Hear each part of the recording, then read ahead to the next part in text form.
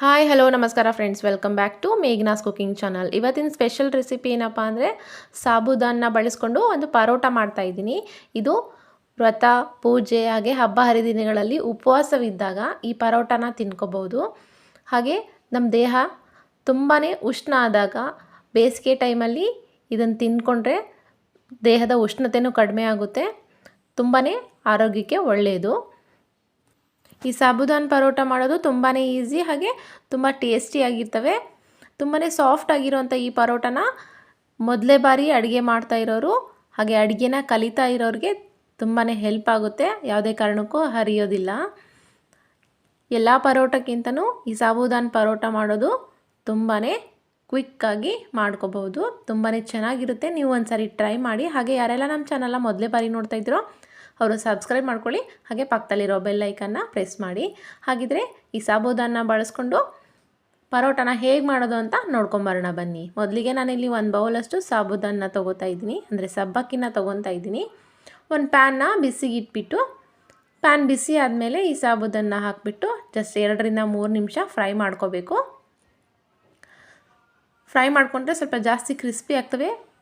ಇದನ್ನು ಒಂದು ಮಿಕ್ಸಿ ಜಾರ್ಗೆ ಟ್ರಾನ್ಸ್ಫರ್ ಮಾಡ್ತಾಯಿದ್ದೀನಿ.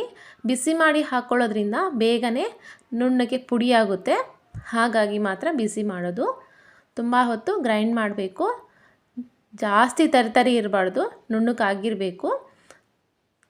ಹಾಗಿದ್ದಾಗ ಮಾತ್ರ ಪರೋಟ ಹರಿಯೋದಿಲ್ಲ, ತುಂಬಾ ಚೆನ್ನಾಗಿ ಬರ್ತವೆ.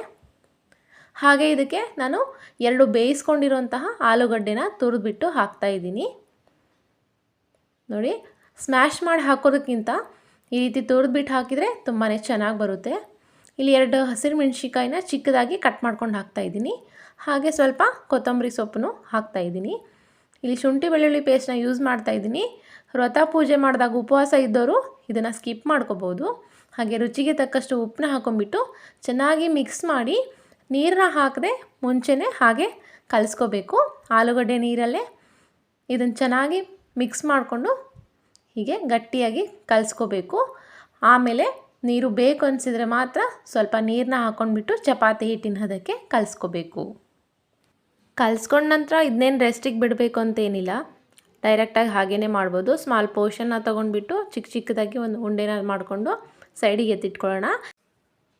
ಇದಕ್ಕೆ ಮೇಲ್ಗಡೆ ಹಿಟ್ಟು ಹಚ್ಚದೇನೆ ಹಾಗೆ ಲಟ್ಟಿಸ್ಕೋಬೇಕು. ಹಾಗೆ ಲಟ್ಟಿಸ್ಕೊಂಡ್ರೂ ಚೆನ್ನಾಗಿ ಬರ್ತವೆ. ಸ್ವಲ್ಪ ದಪ್ಪದಾಗೆ ಇರಬೇಕು. ಹಾಗೆ ಲಟ್ಟಿಸ್ಕೊಳ್ಳಬೇಕಾದ್ರೆ ಎಡ್ಜಸ್ ಎಲ್ಲ ಒಡೆದೋಗ್ಬಿಡುತ್ತೆ. ಹಾಗಾಗಿ ನಾನಿಲ್ಲಿ ಒಂದು ಬಾಕ್ಸು ಮುಚ್ಚಳ ಇರುತ್ತಲ್ಲ ಅದನ್ನು ತೊಗೊಂಡ್ಬಿಟ್ಟು ಈ ರೀತಿ ಪ್ರೆಸ್ ಮಾಡಿ ರೌಂಡಕ್ಕೆ ಕಟ್ ಮಾಡ್ತಾಯಿದ್ದೀನಿ. ಹೀಗಾದರೆ ಪರೋಟ ನೋಡೋಕ್ಕೆ ಚೆನ್ನಾಗಿರುತ್ತೆ. ಸ್ವಲ್ಪ ಈ ರೀತಿ ದಪ್ಪದಾಗೆ ಇರಬೇಕು, ಹಾಗಾದರೆ ತುಂಬಾ ಚೆನ್ನಾಗಿ ಬರುತ್ತೆ. ತೀರಾ ತೆಳುವಾದರೆ ಸರಿ ಹೋಗಲ್ಲ. ಹಾಗೆ ಪಕ್ಕಕ್ಕೆ ಹಂಚನ್ನ ಕಾಯಕ್ಕೆ ಇಟ್ಟಿದ್ದೀನಿ. ಹಂಚಕ್ಕಾದ ನಂತರ ಈ ರೀತಿ ಪರೋಟನ 2 ಸೈಡು ಚೆನ್ನಾಗಿ ಬೇಯಿಸ್ಕೋಬೇಕು.